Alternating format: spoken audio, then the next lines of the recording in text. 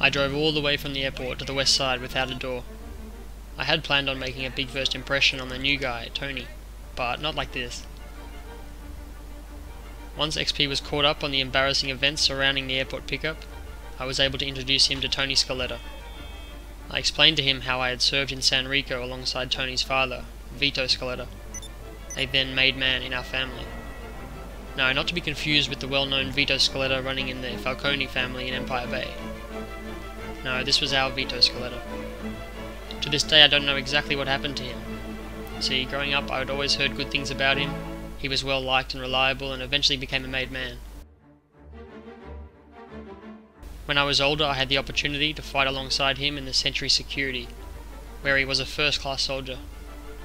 He was very capable and I learned much from him during our missions in San Rico. After our tour had ended, we didn't really see each other that much. Then, not at all. He was not the same after the war. Maybe something happened, maybe he snapped. From what I heard, he became unpredictable and aggressive and made some enemies within our family. There were rumours that he ordered certain hits, that he committed suicide. I heard some story in which he was thought to be burned alive, but then recovered. I could not tell you with any conviction if he was even alive or dead to this day, due to all the confusion surrounding post-war Vito. But I will always remember and respect him from when I stood by his side in battle. So maybe that has something to do with why I reached out to his son Tony. With the introductions made, the three of us went to grab a few drinks. I had plans for Tony, but first I wanted to get to know him a little more personally.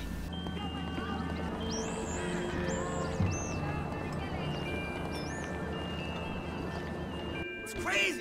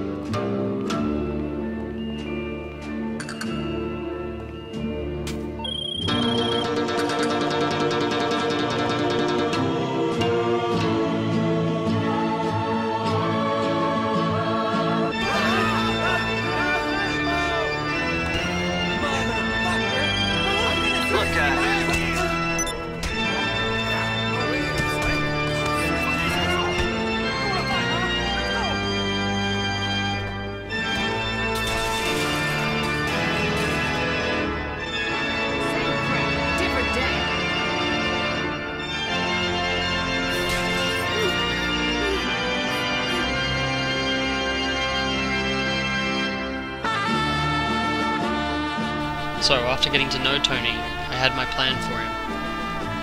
The Don wanted me to start distancing myself from the meth operation. He said I should not have to touch the stuff myself, and no buyers or cooks should know who I was in the future.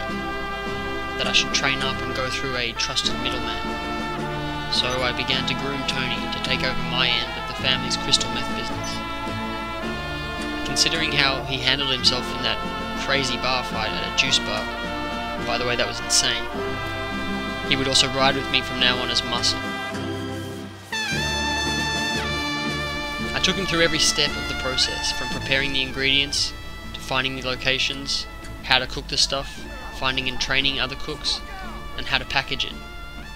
I introduced him to our buyers at the Lost MC. I feel like I got fucking bugs all over me. Right on.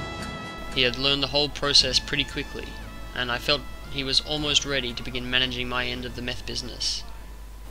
There was just a few more things he would need before he could get started.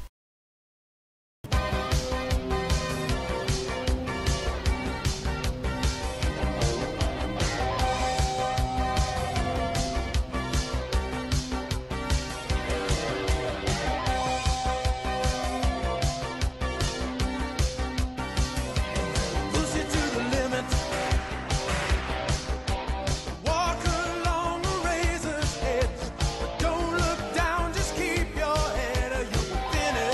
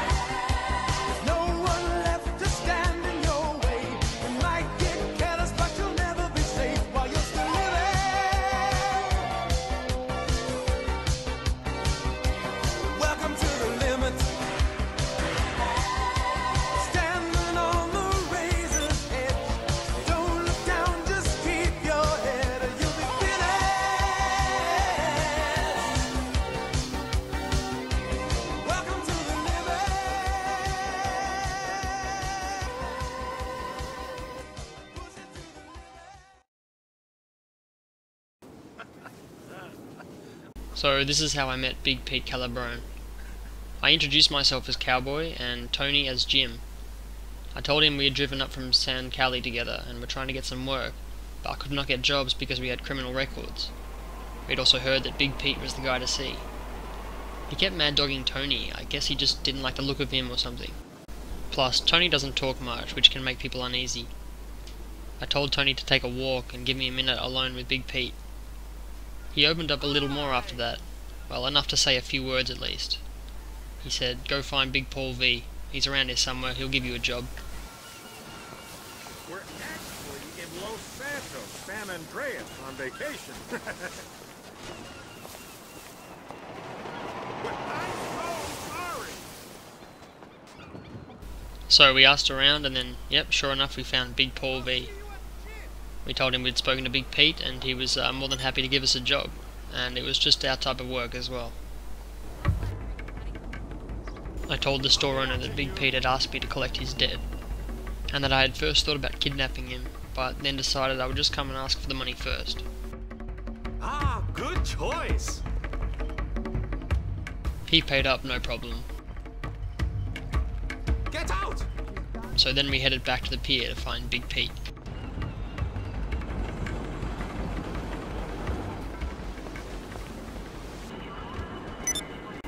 So I stepped forward to give him the money and I must have bumped him. Keep your fucking eyes open, why don't you? He wasn't too happy. Then I gave him the money. Oh, I'm sorry, whatever. I really didn't mean to upset you. Yeah, so he apologised and he said I could get some more work. I just had to go through Big Paul.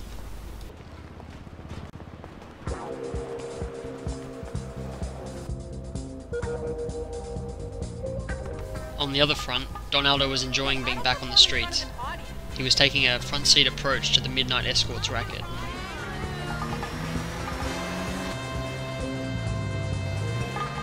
Let's hit the diner after this. We still had only the one corner and would soon need to expand. But Aldo wanted this business to grow slowly and surely. He looked out for these women and they trusted him. And Aldo soon became very well informed on the criminal landscape of the West Side due to their knowledge. He was pretty clever like that, my old man.